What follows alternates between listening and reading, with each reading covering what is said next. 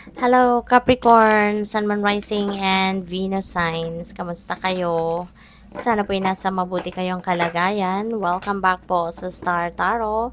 At kung bago kayo rito, welcome din po kayo. Please subscribe, like, share my videos, and leave me a comment kung nakaresonate po kayo. Thank you. Tingnan natin kung ano yung mga messages ni Capricorn. We have the Alchemist. Ayan. So, meron ditong pagkakataon si Capricorn na gawin kung ano yung kailangan ninyang gawin or gusto niyang gawin, ano? Maaaring meron kayong gagawing bagong trabaho, merong bagong project, mga ganon siguro, no? Ang para sa iba, but there are some of you siguro na yung gagawin ninyo sa ngayon, that is not totally a brand new thing para sa iyo, pero parang repair, no? Meron kayong aayusin. You are not going to totally distract whatever this is, pero aayusin mo. Yung aayusin mo, dadagdagan mo, meron kang i-adjust, no? Yung mga ganun ba. So, whatever this is, whatever this is na sisimulan mong um, gawin sa ngayon, this is what you are going to focus on sa ngayon kasi gusto mo, yung parang meron kang inaay or meron kang ini-envision na situation, no, that is going to be like a very ideal thing para sa iyo. Kaya congrats sa iyo kasi magiging to, parang pag naayos mo to, pag nabuo mo ito, parang it's going to be a very fulfilling feeling para sa iyo, no, na nagawa mo yon, na na-fix mo, na napaganda mo, na ayos mo. We have miser, stubbornness, inflexibility. Baka pwedeng you're going to be dealing with someone sa ngayon na may ganito. Yung parang napakasutil, 'di ba? Hindi maka-adjust, hindi marunong mag-adjust, hindi marunong makisama, hindi marunong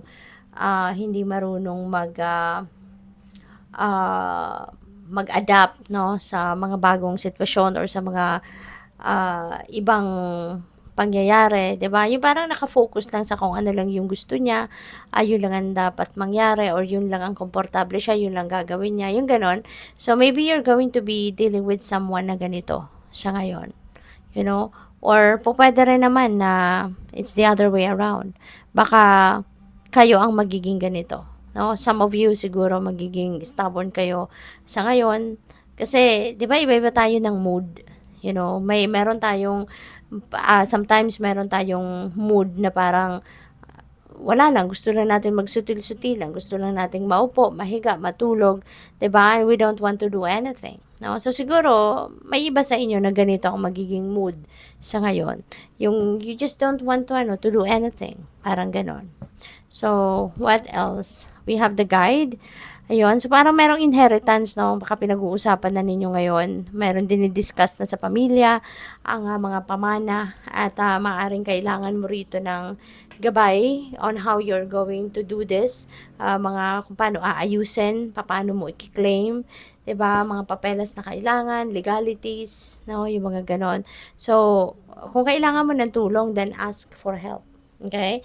Kung reach out to people na mayroong expertise doon sa area na kailangan mo ng tulong para hindi ka magkamali, hindi mabulyaso or hindi lang ito mauwi sa wala. Okay? So, kailangan mong magpa-advise sa professional, go for it. Okay? Reach out to someone na pwedeng makatulong at makagabay sa iyo. So, tignan natin kung ano pa ang mga mensahe para sa iyo. Maraming salamat din for subscribing. And if you haven't subscribed yet, subscribe na po kayo. And also, maraming salamat din for not skipping the ads. And also, kung gusto po ninyong mag-member sa channel, just click the join button sa baba po ng video. Thank you. And sa mga cross-watchers din, hello po sa inyo. We have Queen of Wands. Ayan. So, nasa taas niya si Alchemist. So, feeling ko kung ano dito yung gusto mong gawin, ano man itong gusto mong i-repair or sisimulang bago, totally new na gagawin, you are going to be very focused on that. No? Kasi si Queen of Wands, eye on the prize. kung ano yung gusto niya, kung ano naisip niyang gawin, pagfo-focusan niya talaga 'to. She's going to do anything and everything in her power to make it happen. Walang puwedeng maging sagabal, hindi niya i-a-allow 'no, ang magkaroon ng sagabal dito. Kaya maaaring gano'n din kayo, 'no? You are going to embody the energy of Queen of Wands na kailangan tuloy-tuloy ito, sisikapin mo ang lahat, 'no, para matapos mo kung ano man itong, gusto mong tapusin. So, good luck sa'yo. The Hierophant, ayan. So, kailangan mo talaga ng advice. Maybe you are going to reach out to someone that knows, 'di ba, better kung ano yung kailangan mo rito. So, maybe you are going to ask for help from mga spiritual teacher, maaaring meron kang life coach, meron mga spiritual people, or teacher, tutor, maring ganon ang lalapitan mo para magabayan ka. Maybe you are asking for referrals, no? Kung meron silang mga kilala na makakatulong sa'yo, so maaring ganon ang ganap dyan. We also have the Eight of Wands. Ayan, you will be on target. Okay? Kung ano man itong gagawin mo, both of these energies, parang kailangan ng aksyon. So, maybe you are going to be on target. Talagang pagfo-focusan mo ang mga bagay na to. Ang maganda rito, merong mga magagandang balitang paparating. So, siguro yung mga impormasyon na yan na paparating is information na makakatulong din sa iyo na magkaroon ka ng direksyon kung ano na ang mga dapat mong gawin, sino na ang dapat mong lapitan, kanino ka magpapa-advise, something like that, no?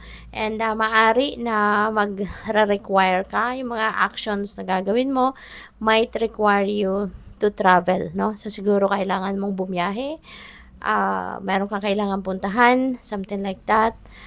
Maraming opportunities din ang pwedeng dadating sa inyo rito. So, maaaring opportunity for help ito na mga dadating kasi yun ang kailangan mo.